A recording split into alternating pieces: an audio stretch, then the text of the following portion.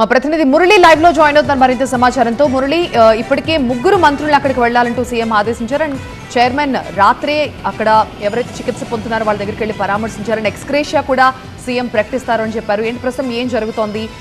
క్షతగాత్రుల పరిస్థితి ఎలా ఉంది? టీటీడీ అధికారులు ఘటనకు సంబంధించి ఇకపై ఇలా జరగకుండా ఎలాంటి జాగ్రత్తలు తీసుకోబోతున్నారు?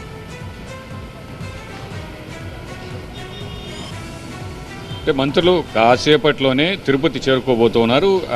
చేరుకున్న తర్వాత ముందుగా ఆసుపత్రికి వస్తారు. ఆసుపత్రికి వచ్చి క్షతగాత్రులు చికిత్స పొందుతున్నటువంటి రుయా ఆసుపత్రి, అలాగే స్విమ్స్లో ఉన్నటువంటి పద్మావతి మెడికల్ కాలేజ్, ఈ రెండు ప్రాంతాలకు కూడా, ఇక్కడ రెండు ఆసుపత్రులకు కూడా వచ్చి అక్కడ క్షతగాత్రులను పరామర్శించిన తర్వాత అలాగే కుటుంబ సభ్యులతో కూడా మాట్లాడతారు. మాట్లాడిన తర్వాత ఇక్కడి నుంచి ఒక సమీక్ష అనేది ఉంటుంది. అలాగే ఘటనా స్థలానికి కూడా వెళ్ళి అక్కడ జరిగినటువంటి పరిస్థితులను కూడా పరిశీలిస్తారు. అసలు ఘటనకు కారణం ఏంటి, అధికారుల నిర్లక్ష్యమే కారణమా లేదంటే ఏం జరిగిందనేది కూడా తెలుసుకునేటువంటి అవకాశం ఉంది. అయితే ప్రాథమికంగా మాత్రం పోలీసులు ముందుగా అవగాహన లేకుండా గేట్లు తెరిచినటువంటి కారణంగానే తొక్కిసలాట జరిగిందని ప్రాథమికంగా ఒక అంచనాకు వచ్చినప్పటికీ పూర్తి స్థాయిలో సమీక్ష అనేది చేయబోతూ ఉన్నారు.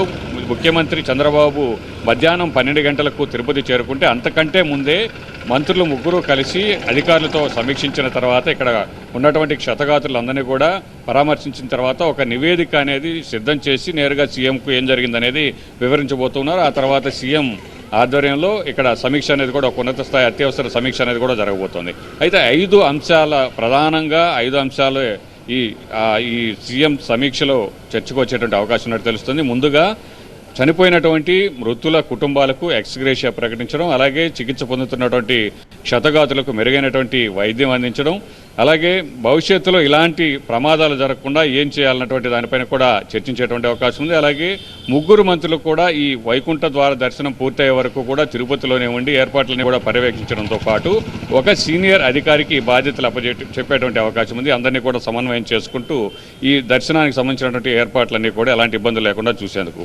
అయితే ఇక్కడ ప్రధానంగా భవిష్యత్తులో ఇలాంటి ప్రమాదాలు జరగకుండా ఏం చేయాలనే దానిపైన చర్చ అనేది జరగబోతోంది. ఇక్కడ చూస్తే నిన్న జరిగినటువంటి ఘటనా స్థలంలో మనం కనుక ఒకసారి పరిశీలిస్తే మొత్తం తిరుపతిలో 8 చోట్ల ఈ టోకన్ల జారీ కేంద్రాలు ఏర్పాటు చేశారు. పెద్ద సంఖ్యలో భక్తులు ఇక్కడికి చేరుకున్నటువంటి పరిస్థితికి కేవలం రోజుకు 40,000 మందికి మాత్రమే టోకన్లు అందేటువంటి అవకాశం ఉంది. కానీ ఇక్కడ వేల సంఖ్యలో ఒక్కొక్క కేంద్రానికి కూడా చేరుకున్నటువంటి సమయంలో ఒకవేళ ఇలాంటి అనుకోని ఘటన జరిగితే ముందస్తు జాగ్రత్తగా ఎలాంటి చర్యలు తీసుకున్నారు? ఘటన జరిగిన తర్వాత ఇక్కడ చూస్తే బైరాగపట్టణ వద్ద అక్కడ అంబులెన్స్లు అనేటివి సిద్ధంగా లేవు. ఎందుకు ముందుగా అధికారులు అంబులెన్స్లను ఏర్పాటు చేసుకోలేదు? పెద్ద సంఖ్యలో భక్తులు వచ్చేటువంటి అవకాశం ఉంది. అందులోనూ లిమిటెడ్గా టోకన్లు అందేటువంటి పరిస్థితుల్లో పెద్ద సంఖ్యలో భక్తులందరూ కూడా వైకుంఠ ద్వారా దర్శనం చేసుకోవాలని బయట ప్రాంతాల నుంచి కూడా వచ్చేటువంటి అవకాశం ఉందని ముందుగా తెలిసినప్పటికీ అక్కడ అవసరమైనటువంటి ర్యాపిడ్ రెస్క్యూ ఫోర్స్ను ఎందుకు ఏర్పాటు చేయలేనిదే ఇప్పుడు ఇక్కడ తలెత్తున్నటువంటి ప్రశ్న.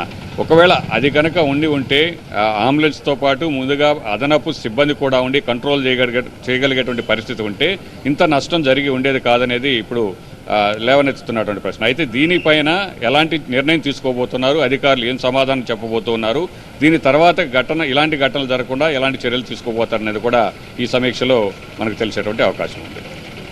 రైట్ మురళి.